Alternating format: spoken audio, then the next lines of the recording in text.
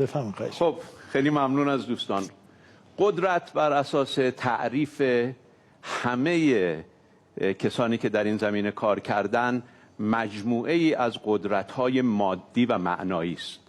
یعنی قدرت افزایش نفوذ است و کاهش آسیب پذیری. این میشه معنی قدرت.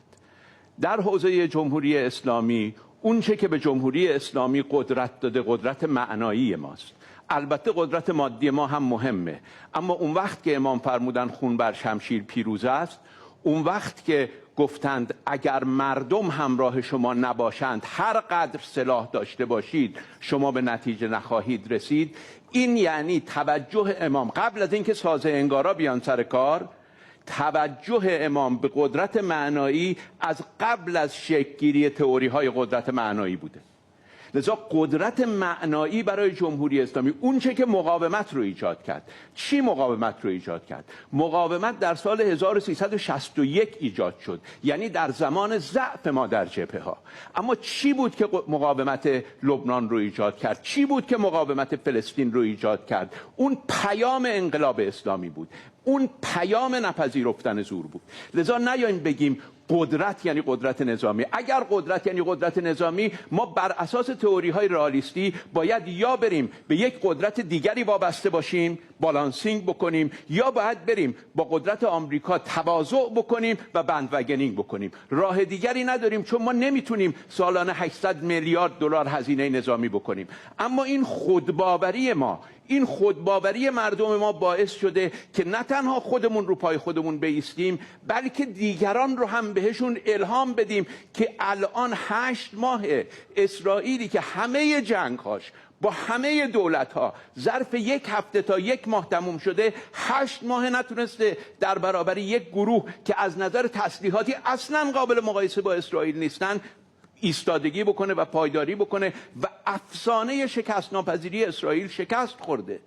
لذا قدرت رو درست تفسیر بکنیم، همونجوری که آقای دکتر تفسیر کردن. ما پای مقاومت وایسادیم، مقاومت قدرت خودشه و قدرت ماست. این قدرت رو از دست نخواهیم داد.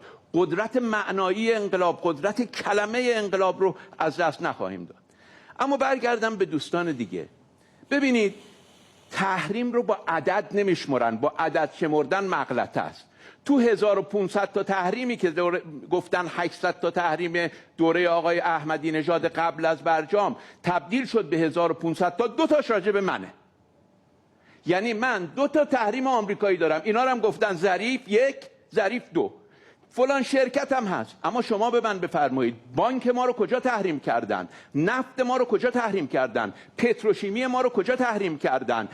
نمیدونم کشتیرانی ما رو کجا تحریم کردن؟ بیمه ما رو کجا تحریم کردن؟ شما به قانون کاتسا اشاره فرمودید. قانون کاتسا هیچ تحریم جدیدی نداره، فقط این تحریما رو اومده هماهنگ کرده. چرا تحریم جدیدی نداره؟ به خاطر اینکه برجام اجازه نمیداد آمریکا تحریم جدیدی بیاره.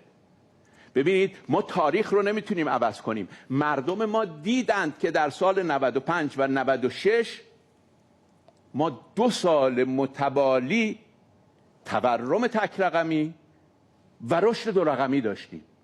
این که برجام آمریکا ازش خارج شد، ضمناً فراموش نکنین بعضی دوستان ما و بعضی روزنامه ها نوشتن اینکه ترامپ ادعا میکند میخواد از برجام خارج بشه جنگ زرگریه. ترامپ هیچ وقت برجام خارج نمیشه، چون برجام به نفعشونه. اگه دوست داشته باشین منم میتونم نقلاشو بیارم. لذا این بحثا رو نکنیم. تنها کشوری که از اسنپبک برجام استفاده کرده جمهوری اسلامیه و 5 سال داریم این کارو میکنیم. روزی که ما، همون دولت روحانی که انقدر شما دلخورین ازش، روزی که اون دولت روحانی تحویل به دولت جدید داشت، ما توانسته بودیم آمریکا رو 3 بار در شورای امنیت و مجمع عمومی شکست بدیم، اما توانسته بودیم آیار 4 ایران رو تبدیل به آیار 9 بکنیم. توانسته بودیم ظرفیت غنیسازی رو از 20 به 60 ببریم. شما فرمودید که بایدن میتوانست در هفته اول انتخابش به برجام برگرده. بایدن قرار بود برگرده. یکی اسرائیل گفت من نمیگذارم برگرده و شهید فخریزاده رو شهید کرد. یکی هم متاسفانه قانون راهبردی مجلس مانع بازگشت به برجام شد. نگذارید که ما بگوییم در اون 6 ماه تلخ چه گذشت. در اون 6 ماه تلخ ما بارها می توانستیم برجام رو زنده کنیم و مردم 3 سال نباشه که از این فلاکت زجر بکشن. اما شما تعداد تحریم ها رو گفتید. اگر تعداد تحریم ها در 8 سال دولت آقای روحانی با بایدن با ترامپ شد 1500، در 3 سال دولت گذشته دولت شهید رئیسی از 1500 شد 2570. یعنی 8 سال 700 تحریم، 3 سال 1000 تحریم. اینها رو اگر میخواید به مردم رو با عدد سرشون رو شیره بمالیم، درست بمالیم. یعنی درست باشه، مردم ببینند که ببینین اجازه میدید که در زمان تحریم چه شد. ببینید مردم تورمتون رو کجا بردند. ببینید مردم رشد اقتصادیتون رو کجا بردند. مردم ببینید فروش نفتتون رو کجا بردن. گفتن ما یاد دادیم که چجوری فروش بکنیم. نه خیر، وقتی آقای بایدن اومد سیاستش این شد که پیش و شل بکنه. اجازه بدید آقای ترامپ برگرده، اون وقت ببینیم که دوستان چه میکنن. فراموش نکنیم مهم مردم که تو پاستور نشسته باشه، مهم این تفکر تو پاستور بشینه که می توانیم با این وضعیت زندگی شما رو بهتر بکنیم، یا مهم تفکری بنشینه بالاخره ما 3 دولت گذشته رو در سابقه داریم. حضرت حجت الاسلام و المسلمین جناب آقای خاتمی زیر دستور رهبری عمل کردن، ایران رو سربلند کردن. معجزه هزاره سوم هم خیال کرد زیر دستور رهبری عمل میکنه، جز تحریم برای کشور نیاورد. با دبیر شورای امنیت ملی محترمی که امروز کاندید ریاست جمهوری هستند، دولت روحانی هم توانست کشور رو سربلند بکنه. همه دنیا گفتن، خود ترامپ گفت این برجام بزرگترین کلاهی بود که سر آمریکا رفت. متاسفانه شما هم گفتید برجام بزرگترین کلاهی بود که سر ایران رفت. اگر برجام بد بود چرا ترامپ با استفاده از برجام خارج نشد؟ اگر میگویید خارج شدن ترامپ از برجام بد بود، مگر ترامپ از قرارداد آب و هوام خارج نشد؟ مگر ترامپ از قرارداد موشک‌های میان بردم خارج نشد؟ آیا اونا رو هم شوروی سابق بد مذاکره کرده بود؟ چرا ما خطای استعمارگر رو به پای مبارزین با استعمار میاریم؟ آیا اینکه اینها رد میکنن باعث میشه که ما نریم دنبالش؟ قرآن بخونیم، ان شر الدواب عند الله الذین کفروا ثم لا یؤمنون. بدترین حیوانات کسانی هستند که کفر کردن و ایمان نمیارن. کدوم حیوانات؟ الذین عاهدت منهم، کسایی که باهاشون عهد بستی. ثم ینقضون عهدهم فی کل مره، هر بارم عهد میشکنن.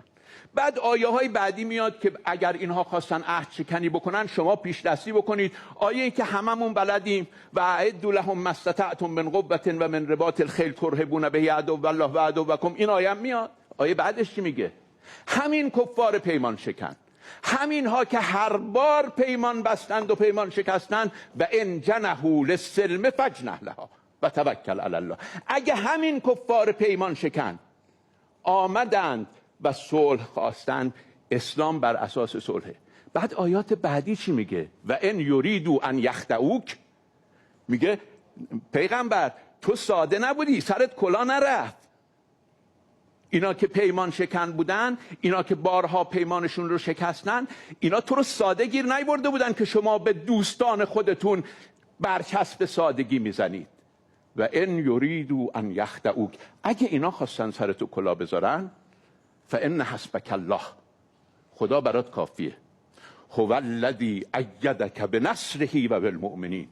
نمیگه و بالقوه و نمیگه و بالرباط الخیل، میگه او کسی است که تو را به نصر خودت، یعنی به ایمان خودت، به خودباوری خودش، و به وسیله مؤمنین، یعنی به وسیله این مردم باورمند تو رو یاری کرد. فراموش نکنید، تمام شد، فراموش نکنید همون قدر که سلاح ما مهمه، همون قدر که نیروی ما مهمه، این مردم مهمن. مردم رو بهشون اهمیت بدیم، مردم رو کوچک نکنیم. 1 دقیقه و نیم. تمام.